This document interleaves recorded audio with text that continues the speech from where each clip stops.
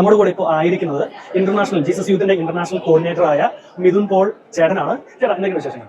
സുഖം, നന്നായിട്ട് പോകുന്നു. ഓക്കെ, ഇപ്പോ ഇന്റർനാഷണൽ ജീസസ് യൂത്തിന്റെ കോർഡിനേറ്റർ ആയിരിക്കുന്ന മിഥുൻ ചേട്ടന് ഇപ്പൊ എന്തൊക്കെ ചാലഞ്ചസ്, എന്തൊക്കെ വെല്ലുവിളികളാണ് ഇപ്പോൾ യൂത്ത് കോർഡിനേറ്റർ എന്ന നിലയ്ക്ക് നേരിടേണ്ടി വരുന്നത്? നമ്മുടെ ഇത് 40ാമത്തെ വർഷമാണ്. 1985-ലാണ് ഇതിന്റെ തുടക്കം. ചെറിയ കോൺഫറൻസ് തുടങ്ങി, പിന്നെ കേരളത്തിലെ പല ഭാഗങ്ങളിലോട്ട്, പിന്നെ അവിടെ നിന്ന് ഇന്ത്യയുടെ പല ഭാഗങ്ങളിലോട്ട്, പിന്നെ ലോകത്തിലെ 40ഓളം രാജ്യങ്ങളിൽ ജീസസിന്റെ പ്രസൻസ് ഉണ്ട്.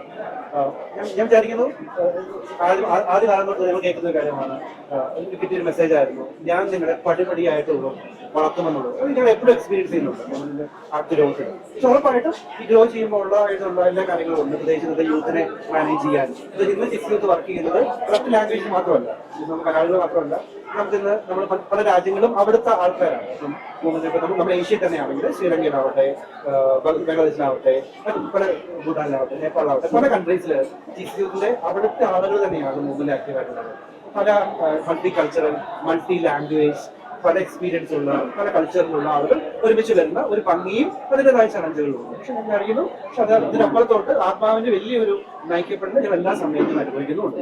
ഒരു ചോദ്യം കൂടി ചോദിക്കുകയാണ്, ഇനി ഇന്റർനാഷണൽ കോർഡിനേറ്റർ ആയ സ്ഥിതിക്ക് ഈ പല ലോകത്തിന്റെ ഏകദേശം 48ഓളം രാജ്യങ്ങളിൽ ജീസസ് യൂത്തിന്റെ സാന്നിധ്യമുണ്ട്.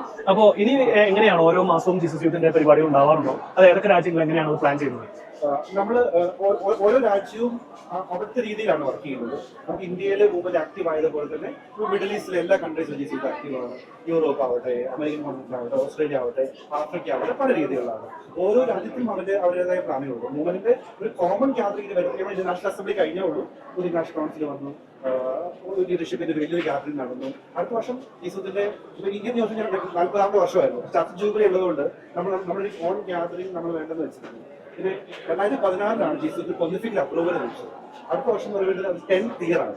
അപ്പൊ നമ്മൾ അടുത്ത വർഷം ഒക്ടോബർ 20 തൊട്ട് 25 വരെ ജീസസ് ഇന്റർനാഷണൽ കോൺഫറൻസ്, 800ഓളം സെലക്ടഡ് ആളുകൾ വരുന്ന ഒരു കോൺഫറൻസ് റോമിൽ നമ്മൾ ഹോസ്റ്റ് ചെയ്യുന്നുണ്ട്.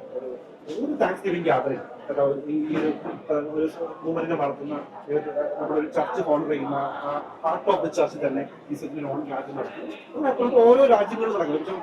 പല രാജ്യങ്ങളൊക്കെ മൂവ്മെന്റ് തുടങ്ങിയിട്ടുള്ള ജൂബിലി വർഷങ്ങളാണ്. ഇതൊക്കെ 25 വർഷം കൊണ്ട് തുടങ്ങിയ പല കൺട്രീസ് ജൂബിലി ആഘോഷിക്കുകയാണ്. അടുത്ത വർഷം ജീസസ് US ജൂബിലിയാണ്, UK ജൂബിലിയാണ്, ജീസസ് യൂത്ത് നമ്മുടെ സിംഗപ്പൂരിന്റെ ജൂബിലിയാണ്, ജീസസ് യൂത്ത് ജർമ്മനി 20 വർഷം ആഘോഷിക്കുന്നു. 10 വർഷം ഒരുപാട് നാഷണൽ കോൺഫറൻസിൽ ലോകത്തിന്റെ പല ഭാഗങ്ങൾ നടക്കുന്നുണ്ട്, യൂത്ത് ഗ്യാതറിംഗ് നടക്കുന്നുണ്ട്, കോൺഫറൻസ് നടക്കുന്നുണ്ട്. ആഫ്രിക്കയിലാണെങ്കിൽ നമ്മുടെ ഈ വർഷം ആഫ്രിക്കൻ ഫുൾ ടൈമേഴ്സ് ട്രെയിനിങ് നടന്ന പല ആഫ്രിക്കൻ ഫുൾ ടൈമേഴ്സ് ഉണ്ട്. 10 വർഷം ആഫ്രിക്കയിൽ ഒരു ഗ്യാതറിംഗ് നടക്കുന്നുണ്ട്. ദൈവം സഹായിച്ച് ആത്മാവ് വളരെ ഭംഗിയായിട്ട് മുന്നേ പടിപടിയായിട്ട്